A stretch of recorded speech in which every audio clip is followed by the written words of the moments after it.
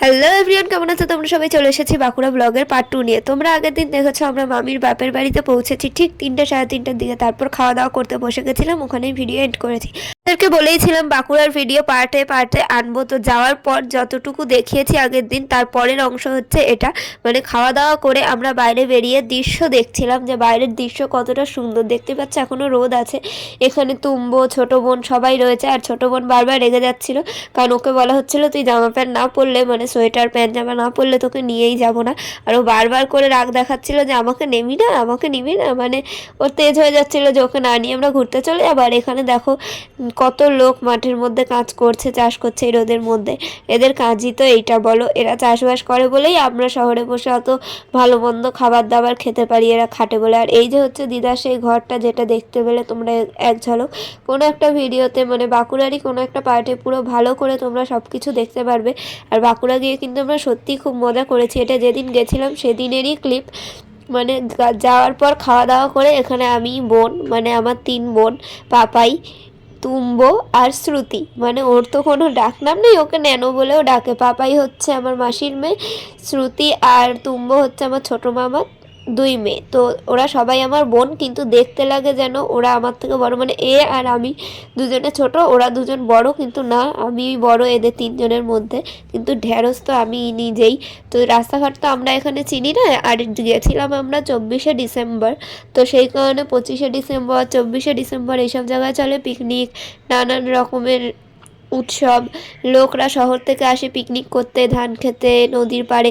তো সেই কারণেই রাস্তাঘাটে ছিল এত ভিড়। আর আমরা যাচ্ছিলাম বড় নদী দেখতে। মানে ওখানে গিয়ে আমরা খাওয়া দাওয়া করার পর একদমই রেস্ট নেইনি। মানে মা ছিল ঘরে, আমরা চলে গেছি ঘুরতে, কারণ আমাদের কাছে যে মাত্র 2-1 দিন হাতে টাইম, ভালো করে ঘুরতে হবে। ঘরে বসে রেস্ট তো আমরা বাড়ি গিয়েও নিতে পারবো।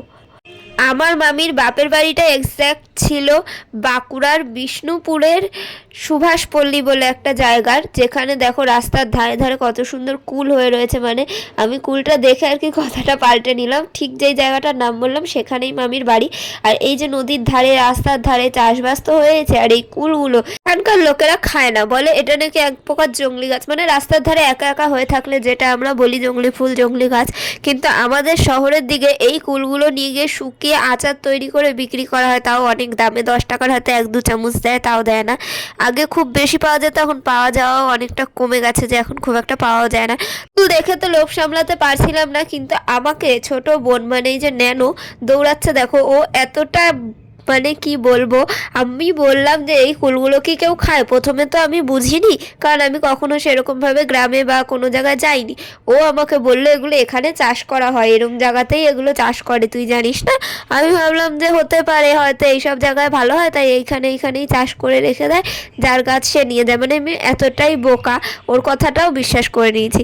ও রাস্তা দিয়ে একটা কুড়িয়ে বল, খেয়ে নে, রাস্তায় পড়ে আছে, এটা খা।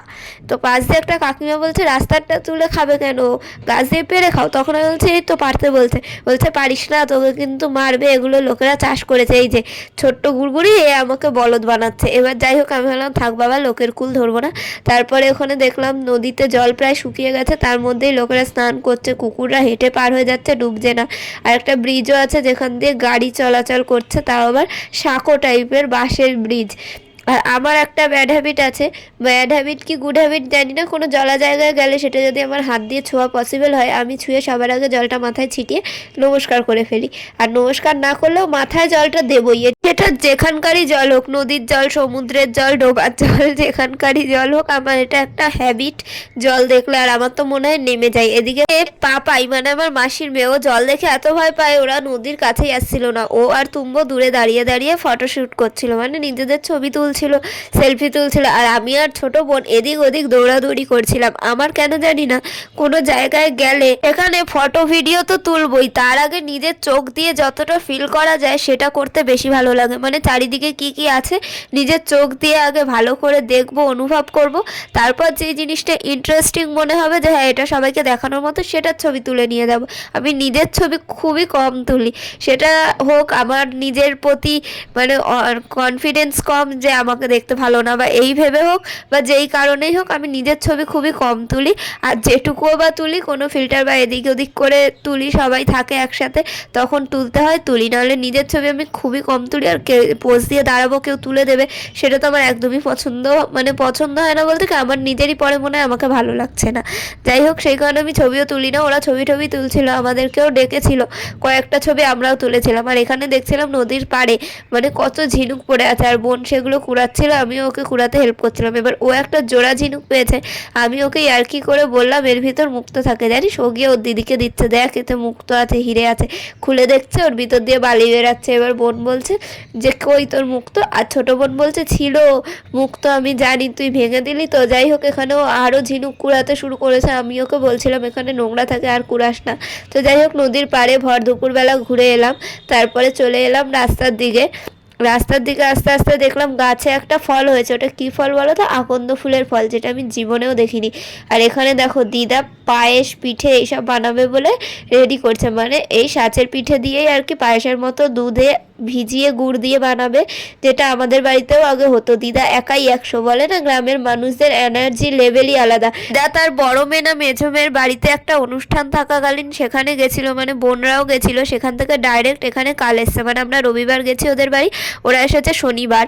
তো সেই এসেই হঠাৎ করেই এখন পিঠে বানাতে শুরু করেছে। সবাই বারণ করছিল যে আপনাকে বানাতে হবে না এই ঠান্ডার মধ্যে বাইরে বসে। আর আমরা সবাই যাচ্ছিলাম মেলায়, এখানে দিদার ননদও এসেছিল। ওই যে আর একটা দিদাকে দেখতে পাচ্ছ টুপি পরে যাচ্ছে, ওটা হচ্ছে আমার মামির পিসি হয়। তো আমরা সবাই মিলে টোটো ভাড়া করে এখন যাচ্ছি বাঁকুড়ার বিষ্ণুপুরের সব থেকে বড় মেলা, যেটা হস্তশিল্পের মেলার মতো হয় আমাদের কলকাতা শহরে, ঠিক সেরকমই। আর এই যে রাস্তার পাশে দেখো কত সুন্দর জায়গা। আর এরকমভাবে আমি টোটো করে কখনো ঘুরতে টুরতে যাইনি, যেটুকু প্রয়োজন হয়েছে সেরকমই উঠেছি। আমাদের শহরের দিকে টোটো খুবই প্রচলিত, কিন্তু টোটোতে খুব একটা উঠতে হয় না, বেশি উঠতে হয় বাস আর অটোতে। গ্রামের মেলা তো আমি কখনো দেখিনি, তাই আমার মনে একটা আলাদা রকম উত্তেজনা কাজ করছিল যে গ্রামের মেলা যেরকম সিনেমাতে দেখায় সেরকম নাকি। আর এই যে দেখো সেই ভাঙা ব্রিজের উপর আসলেই সবাইকে নেমে যেতে হচ্ছে, আর রাতের অন্ধকার নেমে এসেছে প্রায়। তো এখন আর কি বা তোমাদের সাথে শেয়ার করব ব্রিজের অবস্থা। যাই হোক, যতটা পারবো তোমাদের সাথে ভিডিও শেয়ার করব। আর তাছাড়া এই ব্রিজ থেকে গেলে নামতেই হয়, না হলে যদি টোটো নিয়ে মানুষজন সমেত উল্টে নদীতে পড়ে বা ভেঙে পড়ে তো খেল খতম। যাই হোক, টোটো করে আমরা চলে এসেছি মেলার মাঠের কাছে। তো টোটোওয়ালা বললো ওদিকে টোটো ঢুকতে দেবে না, তো তোমরা এইটুকু রাস্তা হেঁটে যাও, আবার ফিরে এসে এখানে আসবে, টোটো করে চলে যাবো। আমরা দুটো টোটো ভাড়া করেছিলাম। নামাতেই দেখো চারিদিকটা কতটা বেশি অন্ধকার। তো অন্ধকার ঠেলে রাস্তার পাশ দিয়ে হাঁটতে হাঁটতে আসতেই দেখলাম এখানে কি সুন্দর কড়াই খুন্তি সব বিক্রি হচ্ছিল। মা বলছিল নিবি নাকি? এবার মামি বললো এগুলো ভালো না, জল লাগলেই একদম কেমন কালার উঠে যায়, কেমন একটা হয়ে যায়, তো নিতে হবে না, ভিতরে হয়তো আমরা আরও পাবো। তোর মেলার একটা জিনিস দেখলাম এখানকার মেলায়, যে এখানে প্রচুর পাঁপড় ভাজা বিক্রি হচ্ছিল, অন্যান্য খাবারের থেকেও বেশি পাঁপড় বিক্রি হচ্ছিল। আর এখানে খেলনা বাটি, আমাদের ওখানে যেমনি খুব বিক্রি হয় এখানে সেরকম একটা ছিলই না। তার কারণ আমি জানি না, হয়তো গ্রামের বাচ্চারা এগুলো নিজেরা মাটি দিয়ে তৈরি করে খেলে, হয়তো এরকম ধরনের জিনিস খেলার সুযোগই পায় না। তাদের বাবা মারা কাজে যায়, চাষবাস করে, তাদের বাচ্চাদেরও ঘরে অনেক কাজ থাকে। আমি দেখলাম যেটা, যে বাচ্চাগুলোও গরু চড়াচ্ছে, গরু নিয়ে আসছে, খেতে কাজ করছে। সেই কারণে আমার মনে হলো তারা হয়তো খেলে না, তাই বিক্রি হচ্ছিল না। পুতুল প্লাস্টিকের খেলনা অনেক ছিল, কিন্তু লোহা বা স্টিলের রান্নাবাটি ছিল না, যেটা আমি আর কি খুঁজছিলাম। তো যাই হোক, এখানে দেখতেই পাচ্ছ মেলার নাম সবলা মেলা, আর এটা হচ্ছে বিষ্ণুপুর সবলা মেলা। এই মেলাটা নাকি খুব বড় করে হয়, বড় বড় সেলিব্রিটি, সিঙ্গার, আর্টিস্ট, তারপরে হচ্ছে নেতা মন্ত্রী, অনেক লোক আসে। তো এখানে 2-3টে করে বড় বড় স্টেজ তৈরি করা হয়, আলো দেখতেই পাচ্ছ তোমরা। আর এখানে মাটির জিনিস, পোড়া মাটির জিনিস হচ্ছে বিখ্যাত বিষ্ণুপুরের। আর নানান রকম জিনিস বিক্রি হচ্ছিল, হাতে তৈরি গয়না গাটি, জামা কাপড়, ক্লিপ, গার্ডার, ফটো ফ্রেম, তারপর ঘর সাজানোর জিনিস, শাড়ির উপর হাতে আঁকা, অনেক কিছু বিক্রি হচ্ছিলো। আর কিছু কিছু জিনিস দেখে তো ভাই আমার মনে হচ্ছিলো এটা তো আমি নিজে বাড়িতে বানাতে পারবো, এরা এত দাম দিয়ে বিক্রি করছে। কিন্তু হ্যাঁ, কষ্ট করে বানানোর পর এইটুকু দাম চাওয়াটা স্বাভাবিক। যারা কখনো হাতের কাজ বানিয়েছে বা এই ধরনের জিনিস বানানোর চেষ্টা করেছে তারা জানে কতটা খরচা আর কতটা খাটনি। খরচার থেকেও বেশি হচ্ছে গিয়ে খাটনি, যে সারা দিন রাত জেগে জেগে এগুলো করতে হয়। এদের হয়তো করে করে একটা অভ্যাস হয়ে গেছে, বা এদের কাছে ছাঁচ আছে, সব জিনিস আছে, এদের একটু খাটনিটা কম, কিন্তু নিজের হাতে বানানো এগুলো সত্যি খুবই খাটনি। যারা করো তারাই জানো। আর তো এই হাতে বানানো জিনিসের দাম মেশিনে তৈরি জিনিসের থেকে একটু বেশি হওয়ারই কথা, কারণ এতে অনেক মজুর মানে যারা কাজ করে তারা এগুলোতে পিছনে অনেক সময় দেয়, খাটাখাটনি করে, তাদেরও তো টাকা পয়সা দিতে হয়, তাই এত দাম। আর এগুলো তো সচরাচর পাওয়া যায় না, তাই দাম দিয়েও মানুষ কেনে। এখানে পুতুল, ব্যাগ সব কিছু হাতে তৈরি জিনিস বিক্রি হচ্ছিল, যেটা আমার কাছে খুবই নতুন। আর কিছু জিনিস ছিল বললামই যেগুলো খুবই ইজি বানানো, সেগুলো টানিয়ে টানিয়ে রেখেছিল। আমরা দেখে একটু হাসছিলাম, আবার বলছিলাম যে এগুলোও বিক্রি হয়। আর আমার মা আমাকে বলছিল, দেখেছিস বানাতে পারিস না, বাড়িতে বসে এগুলো বানাবি, বানিয়েই পড়বি, কিনবি কেন? বলছে আমি পড়িও না, আমি কিনিও না। যেমন এই ক্লে আর্টগুলো দেখো, মানে ক্লে দিয়ে বানানো গয়না, কিছুই না, একটা গোল গোল মাটি দিয়ে বানিয়েছে, তার উপর বানিয়ে দিয়েছে এমসিল দিয়ে ফুল, মানে দুটোই এমসিল দিয়ে ফুল বানিয়েছে, কোনোটা হাঁস বানিয়েছে, হয়ে গেছে, সুতো লাগিয়ে দিয়েছে, গয়না কমপ্লিট। আর ওগুলোই লোকে 100, 150, 200 যে যেরকম পাচ্ছে বিক্রি করছে। এখানে ঠাকুর খুব বেশি বিক্রি হচ্ছিল, পোড়া মাটির ছোট ছোট ঠাকুর। এইগুলো দেখতে কিন্তু খুব সুন্দর লাগছিল, কিন্তু ওখান থেকে আমাদের বাড়ি অবধি নিয়ে আসতে গেলে ও ভেঙে গুঁড়ো গুঁড়ো হয়ে যাবে, সেই জন্য আমরা আর এগুলো কেনার ধার ধারিনি। আর আরও কত জায়গায় ঘুরবো, সেই কারণে মামি বলছিল সেখানে আরও কম দাম হবে, এখানে শুধু দেখ, কিনতে হবে না। যেগুলো পছন্দ হচ্ছে এরকম জিনিস অন্য জায়গাতেও 12 মাস মেলার মতো দোকান বসে থাকে, সেখানেই পেয়ে যাবি।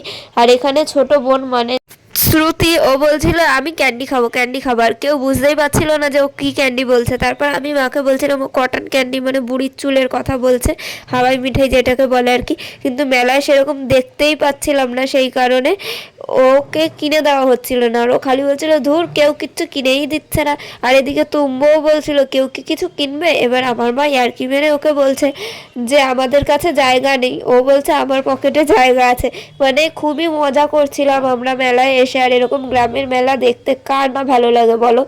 এত সুন্দর সুন্দর জিনিস আমাদের ওখানে খুব কম বিক্রি হয়, আর বিক্রি হলেও অনেক দাম, এখানকার থেকে অনেক বেশি দাম।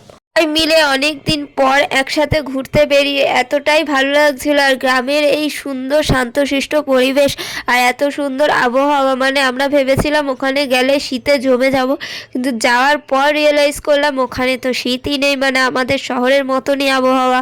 মানে সবার কাছে শুনেছিলাম 5 ডিগ্রি 9 ডিগ্রি ঠান্ডা পড়বে, কিন্তু ওখানে গিয়ে দেখলাম যে শহরে কলকাতার মতনই আবহাওয়া, কোনো ঠান্ডা নেই। ভোরবেলার দিকে একটু ঠান্ডা হয় আর একদম মধ্যরাতের দিকে একটু ঠান্ডা বাড়ে, কিন্তু তার ছাড়া ঠান্ডা সেরকম থাকে না। আর এখানে বিনা পয়সায় জামা কাপড় দেখে আমরা তো ভাবলাম কি ব্যাপার, এরকম কিভাবে হতে পারে। তারপর কাছে গিয়ে পুরো লেখাটা পড়ে বুঝতে পারলাম এখানে দুস্থ শিশু, তারপরে দুস্থ মানুষ যারা অসহায়, তাদের জন্য তুমি তোমার ব্যবহার করা কোনো জিনিস এখানে দিয়ে যেতে পারো, সেটা গয়নাগাটি হোক, জামা কাপড় হোক, জুতো, ব্যাগ, যাই হোক, মানে তোমার যেটা মনে হচ্ছে তোমার গায়ে হচ্ছে না বা ইউজ করার মতো নয়, কিন্তু এখনও ছেঁড়েনি, ফাটেনি, সব ঠিক আছে, ছোট হয়ে গেছে, সেরকম জামা কাপড়। বা অনেকের বাড়িতেই ছোট বাচ্চা থাকে, বাচ্চা বড় হয়ে যায় কিন্তু বাচ্চার জামাগুলো কিন্তু রয়ে যায়, আর সেগুলো ছেঁড়েও না, ফাটেও না। তো সেইগুলো এখানে দিয়ে দিলে তারা দুস্থ গরিব বাচ্চাদের, বড়দের এগুলো দান করবে। আর এই যে দেখো মেলায় এসেছি আমি নতুন এই জ্যাকেটটা পরে, যেটা আমার গায়ে একটু ছোট হয়েছিল, আমরা এটা সেই হাট থেকে কিনে এনেছিলাম, একটু ছোট হয়েছিল লম্বায়, যাই হোক এটা পরেই এসেছিলাম। আর আমরা 3-4টে করে সোয়েটার, মোজা সব এনেছিলাম যে খুব ঠান্ডা হবে, কিন্তু এনে বুঝলাম ঠান্ডা নেই, খালি খালি বয়ে এনেছি। আর এখানে সবাই চা খাচ্ছে, আমি বড় লোক তাই আমি কফি খাচ্ছি, মানে এখানে আমি একা না, 2-1জন কফি খাচ্ছিল, আমি আর ওই পিসি দিদাটা মনে হয় কফি খাচ্ছিলাম, আর সবাই খাচ্ছিল চা। গ্রামের মেলা, আর সেখানে যদি গ্রাম্য জিনিসপত্র না থাকে তাহলে কি হয়? এই দেখো খাঁটি মধু, মানে এখানে মৌমাছির চাকও রেখে দিয়েছিল, যেগুলোতে মরা মৌমাছি লেগেছিল, জ্যান্ত মৌমাছিও 2-1টা ছিল। আর এখানে টিভিতে ভিডিও চলছিল যে কাকুটার আর কি দোকান, সে কিভাবে মৌমাছিদের হাত থেকে মধু চুরি করে নিয়ে আসে, মানে মৌমাছির ছাক থেকে ডাইরেক্ট গিয়ে মধু নিয়ে আসে। যাই হোক, এবার আমরা চলে এলাম পাটের দোকানে। আর আমাদের স্কুলে মানে ক্লাস 5 থেকে যে 10 অবধি আমি যে দেশপ্রিয় স্কুলে পড়েছি, সেই স্কুলে একবার সেমিনার হয়েছিল, মানে যারা হাতের কাজের প্রতি ইন্টারেস্টেড তারা নাম দিতে পারবে, তাদেরকে সরকার থেকে শিখাবে ফ্রিতে। তখন এই পাটের জিনিসপত্র বানানো শিখিয়েছিল। তো আমি তাই মাকে বলছিলাম এটাও তো আমি বানাতে জানি, তাহলে এটাই বা কিনবো কেন? এবার মা বলছে হ্যাঁ আমরা তো মোটামুটি সবই জানি, কিনবো কেন?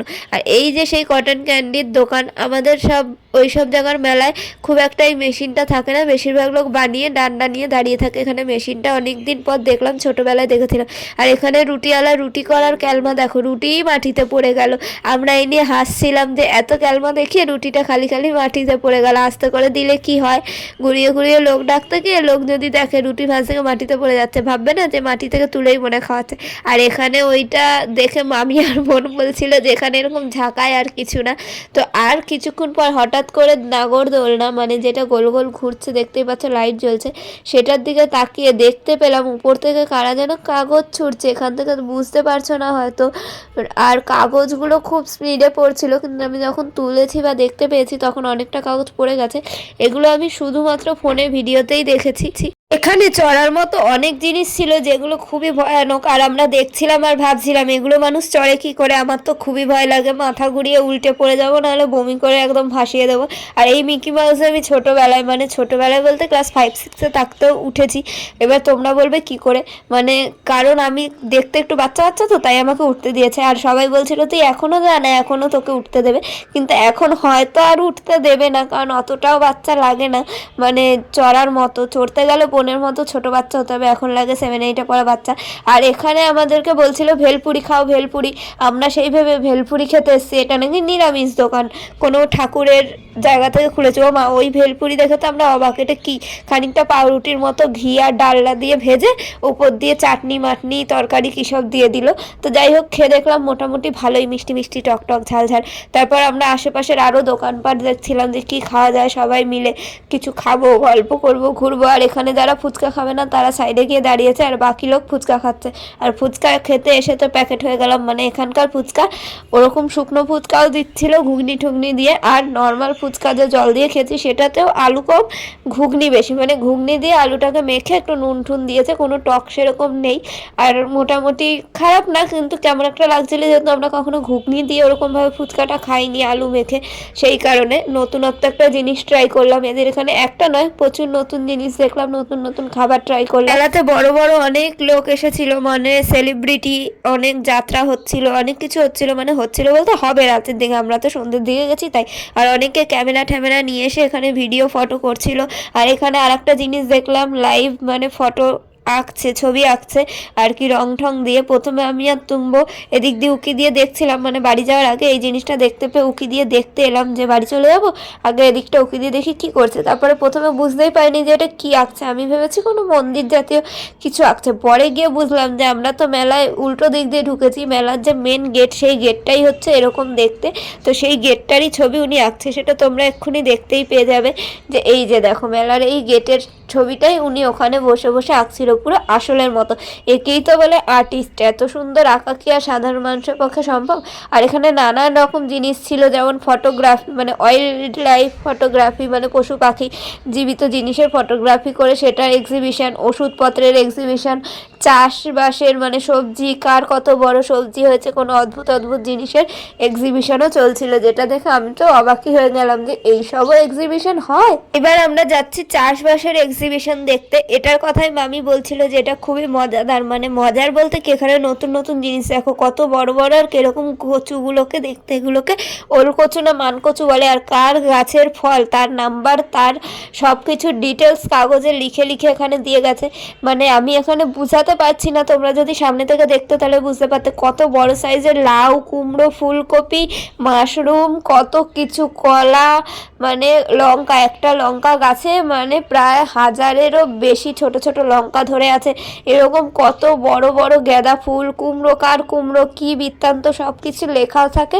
আর এতটা সাইজ যে দূর থেকে তোমরা বুঝতে পারছো না, সামনাসামনি গেলে, মানে আমি হাত দিয়ে এখানে বোঝাতে চাইছি যে এত বড় কিভাবে পসিবল, মানে 2-3টে মানুষের মাথা নিয়েও মনে এত বড় হতে পারে না। আর ওই কোনার লাউগুলোকে দেখো আর ফুলকপিগুলোকে দেখো, বুঝতেই পারছো হয়তো যে সাধারণের তুলনায় একটু বেশিই বড়। আর ওই লাউটা হচ্ছে সব থেকে আশ্চর্য লেগেছে যে এতটা মোটা আর এতটা বড়, মানে লাউটা মাটিতে দাঁড় করালে আমার কাঁধ সমান হবে, লাউটার হাইট বা কাঁধের থেকে একটু নিচু হবে। আর এই লঙ্কা গাছে দেখো কত লঙ্কা হয়েছে, আর এই লঙ্কাগুলো নাকি খেতে খুবই ঝাল হয়, মা আমাকে বলছিল এই লঙ্কাগুলো খেতে খুব ঝাল হয়। এখানে ব্রকলি ছিল, চাল কুমড়ো ছিল, কচু কচু ছিল, কচুর পাতা ছিল, কত কিছু যে ছিল এখানে তোমরা না দেখলে বিশ্বাসই করতে পারবে না। আর এখানে মেলার শুরুর দিকে যদি এখানে আসো সবকিছু টাটকা টাটকা দেখতে পারবে, কারণ এগুলো গাছ দিয়ে তুলে এখানে রেখে দেওয়া হয় সাজিয়ে। তো এখানে থাকতে থাকতে অনেক কিছু শুকিয়ে যায়, যেমন এই ফুলগুলো শুকিয়ে গেছিলো, সেরকমই জিনিসপত্র আস্তে আস্তে শুকিয়েই যাবে। কিন্তু যদি প্রথম দিকে আসো তোমরা এগুলো পুরো টাটকা দেখতে পারবে। এই জিনিসটা আমি আমাদের শহরের দিকে দেখি না, দেখা সম্ভব না। তার কারণ হচ্ছে শহরের দিকে কি আর চাষবাস হয়, যে লোকেরা নিজেদের চাষ মানে সারা বছর নিশ্চয়ই অপেক্ষা করে যে একটা অদ্ভুত ফসল তৈরি করবো আর সেটাকে এখানে নিয়ে আসবো। আর এই লেবুগুলোকে দেখো, মানে কতটা বড়, পেয়ারার থেকেও মানে পেঁপের সাইজের লেবু এক একটা বড় বড়, মানে কি বলবো, আমি দেখে তো পুরো অবাকই হয়ে যাচ্ছে যে এত সুন্দর কি করে আর কিভাবে এরকম চাষ সম্ভব। মানে দেখতেই পাচ্ছি এই লেবুটা আমার হাতের থেকে কতটা বড়, পুরো এক একটা পেঁপের সাইজের। আর এই পাশে দেখো কচুগুলোকে দেখো, এগুলো কচু না পাথর বোঝা মুশকিল। আর ফোন নাম্বার আর সব কিছু দেওয়াই রয়েছে, দেখতেই পাচ্ছ। মানে হয়তো এদের সাথে কন্ট্যাক্ট করে কে জিতেছে সেটা জানানো হবে, বা হয়তো এদের থেকে চাষবাসের জন্য কন্ট্যাক্ট নেওয়া হবে। এই কারণে দেখো বড় বড় শশা, বড় বড় জিনিস। আর এই মূলোগুলোকে দেখো, দেখতে পাচ্ছ মানে কতটা বড়, থাইয়ের মতো মোটা মোটা। মানে আমি রোগা মানুষ, আমার রোগা মানুষের থাই যেরকম মোটা হয় সেরকম মোটা মোটা এক একটা মূলো। মানে আমার থাইয়ের থেকেও মোটা আছে, এইটা দেখো যেটা ধরেছি আমার থাইয়ের থেকেও মোটা। মানে বোঝা যাচ্ছে না ঠিকই, কিন্তু অনেক মোটা মোটা মূলো, মোটা মোটা সব কিছু রয়েছে, লম্বা। আর বেগুনগুলোকেও দেখো, আর একটা গাছে দেখো কত টমেটো হয়েছে, গাছ সমেত তুলে এনে এখানে দিয়ে দিয়েছে এক্সিবিশনে, মানে সবজির এক্সিবিশন এটা আর কি। গ্রামের দিকে না আসলে তো এগুলো জানতেই পারতাম না যে এরকমও অদ্ভুত অদ্ভুত জিনিস পাওয়া যায় বা এরকম অদ্ভুত অদ্ভুত জিনিস দেখা যায়। যাই হোক, সবজির এক্সিবিশন থেকে এবার আমাদের বেরিয়ে যাওয়ার পালা। তাও মনে হচ্ছিলো যেন এখানে থেকেই যাই। লেবু দেখো, এই লেবুটা তো আমি মিসই করে গেছিলাম। মানে একটা ছোট্ট গাছে কত কমলা লেবু হয়েছে, আর কত কত জিনিস দেখবো, মানে চোখ ধাঁধিয়ে যাচ্ছিল। এত বড় বড় বাঁধাকপি, ফুলকপি দেখে আর মনে হচ্ছিল আমাকে কেউ ফুলকপিগুলো দিয়ে দে। মানে ফুলকপি এই শীতকালে খেতে অনেকেরই খুব বাজে লাগে যে রোজ ফুলকপি রোজ ফুলকপি, আমার তো ফুলকপি দারুণ লাগে। তারপর মেলা থেকে বেরিয়ে চলে গেলাম টোটোর কাছে, টোটোয় উঠে এবার বাড়ি যাওয়ার পালা। এটা হলো বাঁকুড়া ব্লগের পার্ট 2। তোমরা যদি এর পরবর্তী পার্টগুলো দেখতে চাও তাহলে আমার চ্যানেলটি সাবস্ক্রাইব করে রাখো। আর আজকের ভিডিওটা যদি ভালো লেগে থাকে লাইক কমেন্ট শেয়ার সাবস্ক্রাইব করে দিও। সবাই সুস্থ থেকো, ভালো থেকো, আজকের মতো টাটা।